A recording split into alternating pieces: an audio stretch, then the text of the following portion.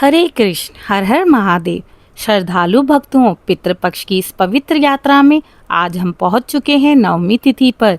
इस तिथि का विशेष महत्व क्योंकि इसे पितृनवमी भी कहा जाता है। हिंदू शास्त्रों में कहा गया है, नवभ्याम तु विशेषण श्राद्धाम कृत्वा पृतन् नरः तृप्तिम लभन्ति ते सर्वे मोक्षम यान्ति सनातनम। अर्थात जो व्यक्ति नवमी तिथि को श्रद्धा और विधि से श्राद्ध करता है उसके पितृ तृप्त होकर मोक्ष प्राप्त करते हैं।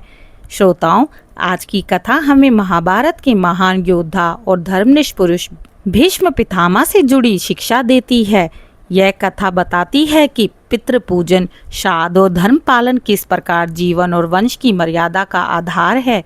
आइए श्रोताओं, आज पितरों का स्मरण करते हुए इस कथा का आरंभ करते हैं। ओम पितृभ्ये स्वाहा नमः।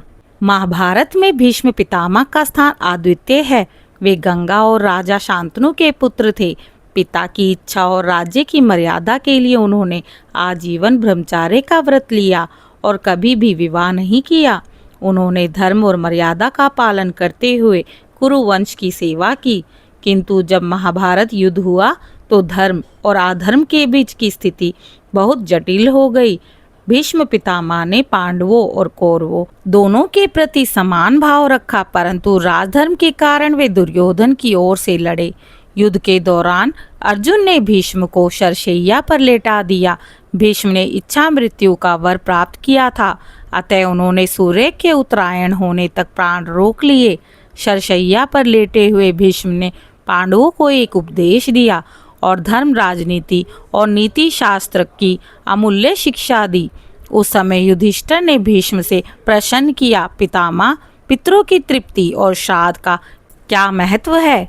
हम अपने पूर्वजों का कर्तव्य किस प्रकार निभाएं? भीष्म पितामह ने उत्तर दिया, वत्स, पितृ ही हमारे जीवन का आधार हैं। उनके कारण ही हम इस धरती पर जन्म लेते हैं।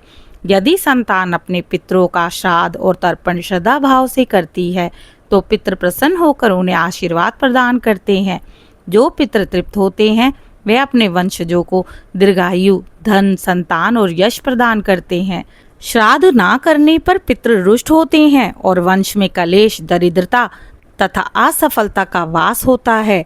भीष्म पितामह ने यह भी कहा, नवमी तिथि विशेष रूप से पितरों के लिए पवित्र मानी गई है। जो व्यक्ति इस तिथि पर गंगा तट या किसी तीर्थ पर जाकर श्राद्ध करता है उसके पितृ तुरंत तृप्त होते हैं और उन्हें स्वर्गलोक की प्राप्ति होती है। भीष्म पितामह ने स्वयं अपने जीवन में गंगा माता के तट पर कई बार पितृ पूजन किया था। वे कहते थे, गंगा जल से किया गया तर्पण पितरों के लिए अमृत के समान होता है। जो पितृ गंगा तट पर श्राद्ध पाते हैं वे कभी पुनः भूख प्यास का अनुभव नहीं करते।